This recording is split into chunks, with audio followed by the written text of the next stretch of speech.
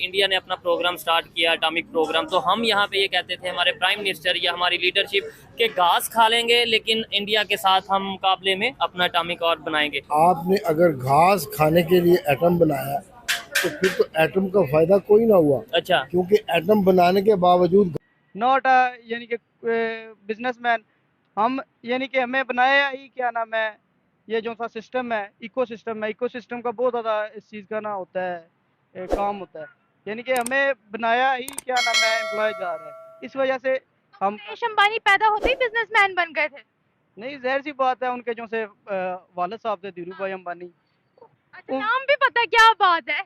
हाँ, जाहिर सी बात है, यानी कि वो भी क्या नाम है, उन्होंने भी स्ट्रगल की है। कट्टरपंथी आइडियोलॉजी का सामना कर रहे हैं, जिस किस्म के जुल्म और तशद्दुद का सामना कर रहे हैं, वहां की जो बाकी मिनॉरिटीज जिस किस्म की इस वक्त हालात का सामना कर रही हैं, ये बहुत जरूरी है कि नरेंद्र मोदी इलेक्शन में शिकस्त खाएं। और पाकिस्तान में हर शख्स ये चाहता है कि नरेंद्र मोदी ये शिकस्त खाएं।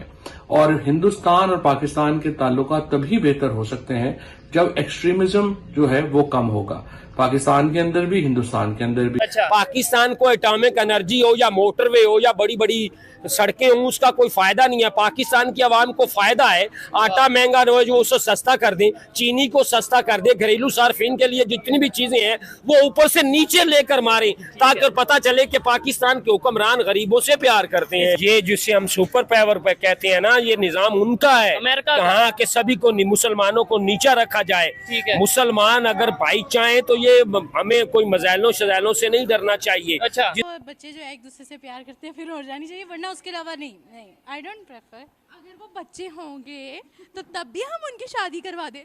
बच्चे मतलब एक एज आती है ना, एक एज के साथ आपको उनकी शादी करवानी चाहिए, वैसे नहीं करवानी चाहिए। चाइल्ड मैरिजेस की बात करी ना, ज्यादा छोटे ना हो, वैसे अगर एक दूसरे को पसंद करते हैं करा। मैं इसका जवाब देता हूँ, पाकिस्तान तो क्या पूरी दुनिया में आईटी में हिंदुस्तान पहले नंबर पर है। किसी की तारीफ जो हो उसको करनी चाहिए। माना कि मैं उसका नाम लेना पसंद नहीं करता हूँ, अच्छा। लेकिन अगर आईटी की बात की जाए तो इंफॉर्मेशन टेक्नोलॉजी में हिंदुस्तान का नाम सफ़े अव्वल में है। ठीक है। वैसे तो जो एंकर होता है या टीवी पर्सन होता है, जर्नलिस्ट होता है, वो तो अनबाइस होता है। वो आप ये बोल दें कि मैं नाम लेना पसंद नहीं करता, तो वो तो इंडिया से बहुत से लोग देखते हैं, वो कहेंगे कि यार ये क्या बात हुई, एक साइड जो है वो इन लोगों के साथ होनी चाहिए जो कि कट्टरपंथियों को हरा सके।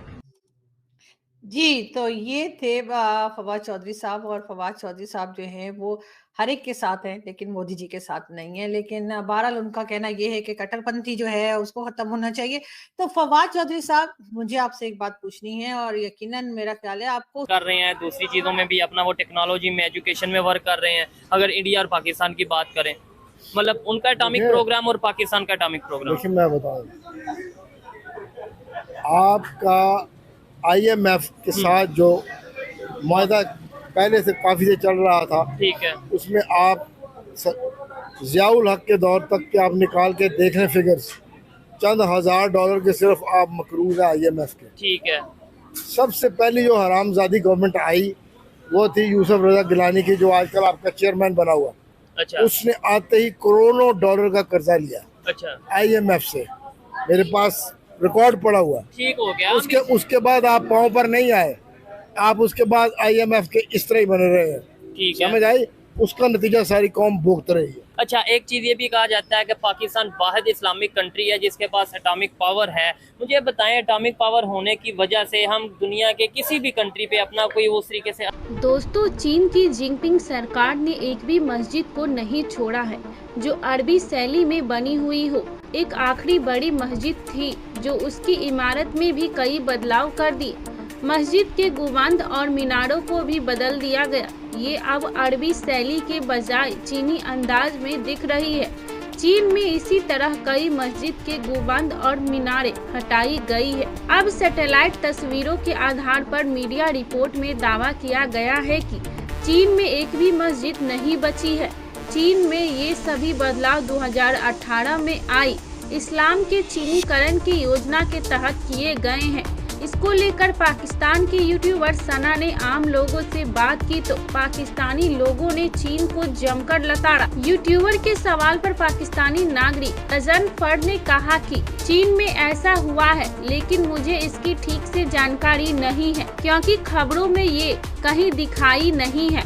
अगर ये भारत या दुनिया के किसी और हिस्से में हुआ होता तो पाकिस्तान लोग आसमान सिर पर उठा लेते। धर्म के जिम्मेदार बनने वाले मुल्ला चीख चिल्लाकर गले बैठा लेते, लेकिन ये सभी चीन के मामले में चुप है। इसकी भी बड़ी वजह यह है कि चीन के साथ पाकिस्तान के रिश्ते बहुत खास हैं। पाकिस्तान के लिए चीन बड़ा सहारा बना हुआ है, इसलिए कोई भी कुछ बोलने को तैयार नहीं है। पंजाब यूनिवर्सिटी से मेडिकल की पढ़ाई कर रहे सरदार अहमद ने कहा, चीन के चंदे पर चल रहा पाकिस्तान मीडिया कैसे इस खबर को दिखाएगा, वो तो चुप ही रहेगा। सरदार कहा कि चीन को हम पाकिस्तान का असली दुश्मन कह सकते हैं। मैं कहता हूँ कि पाकिस्तान का दुश्मन भारत नहीं है, भारत से पाकिस्तान को कोई खतरा नहीं है, पाकिस्तान को असली खतरा चीन से है। मार्जिन रखता है, ठीक है। अगर पॉलिटिशियन मुल्क को सबसे पहले रखें तो किसी भी बिजनेसमैन को ज़रूरत ही नहीं है कि किसी अदर मुल्क जाने में। अगर उसने इन्वेस्ट करनी है तो पाकिस्तान को भी अपनी लिस्ट में रखेगा। चलिए, ये तो आपने हुकूमत पर आपने कह दिया कि हुकूमत को ये काम करना चाहिए। जो बिजनेसमैन बाहर जाते हैं वो फिर दोबारा वापस क्यों उनको पाकिस्तान भेज देते हैं डिपोर्ट करके? देखिए, वो जो डिपोर्ट होते हैं ना, वो अपनी किसी गलती की वजह से, ठीक है, गलती की वजह से ही डिपोर्ट होते हैं, ठीक है। उसमें मुल्क का या किसी कंट्री का कोई कसूर नहीं होता, ठीक है। अगर हम किसी मुल्क में जाते हैं, फॉर एग्जांपल मैं अगर किसी मुल्क में जाता हूँ, जिस तरह पाकिस्तानी आम तौर पे यूरोप नहीं जा सकते, लेकिन अरब कंट्री वो हर दूसरे दिन जा सकते हैं, ठीक है। अरब कंट्रीज ने भी कुछ रिस्ट्रिक्शन लगा दी हैं। बिल्कुल लगा दी है। इनकी कुछ लॉज हैं जो ये तोड़ते हैं पाकिस्तानी, जिसकी वजह देखिए कोई भी इंसान अगर किसी मुल्क में जाता है तो वहाँ के जो लॉज हैं उन पे अमल करना पड़ता है, ठीक है। बिजनेसमैन को एक आम जज्बा चलता है, आगे बंदूक होती है, पीछे जज्बा होता है, और दोनों का कोऑर्डिनेशन बनके तो फिर रिजल्ट आता है। मैं इसका जवाब देता हूँ कि अगर आपने किसी आम जानवर का भी शिकार करना हो ना, तो शेर के शिकार करने का जो है ना वो सामान आपके पास होना चाहिए। ये सारी तशरीह आ गई है इसमें। यानी आप भी ये बात मानते हैं कि टेक्नोलॉजी जरूरी है? जरूरी है भाई। तो हम भी यही बात कर रहे हैं ना, टेक्नोलॉजी जरूरी है, जज्बा अपनी जगह होता है। बिल्कुल, टेक्नोलॉजी मैंने अपने शुरू में कहा है कि हमारे स्टूडेंट्स को टेक्नोलॉजी और आने वाले जितने भी नए प्रोग्राम आ रहे हैं जिसमें टेक्नोलॉजी से जो रिलेट है उसके ऊपर हमें महारत हासिल करनी चाहिए। ठीक हो गया। अच्छा, मुझे बताएं दूसरे कंट्री, जो मैंने इनसे क्वेश्चन किया कि अगर नेबर कंट्री की बात करें, जो आपने बोला आईटी में बहुत आगे है, इवन हम बांग्लादेश की बात कर लेते हैं, वो कैसे अपनी इकोनॉमी, अपनी टेक्नोलॉजी और अपने स्टूडेंट्स को आगे लेके आ रहे हैं। नेबर इंडिया की अगर बात करें भाई, देखें, अगर बांग्लादेश में जो गया है, जिसने उधर सर्वे किया है, वो बेहतर बता सकता है। वैसे सोशल मीडिया का दौर है, आप नेट पे जाएं तो बांग्लादेश में जितनी भूख अफलास है उतनी पाकिस्तान में नहीं है। ठीक हो गया, ठीक है ना। वाले बताइएगा। और इंडिया में भी तो इंडिया की आबादी के हवाले से तो बात करें तो लोग रोजाना लाखों की तादाद में भूखे सोते हैं जितनी उनकी आबादी है। ठीक है, लेकिन एक्सट्रीम लेवल पॉवर्टी उन्होंने खत्म कर दी। ऐसी बात ही है भाई। ऑफ कोर्स मैं आपकी बात से इत्तेफाक करता हूँ।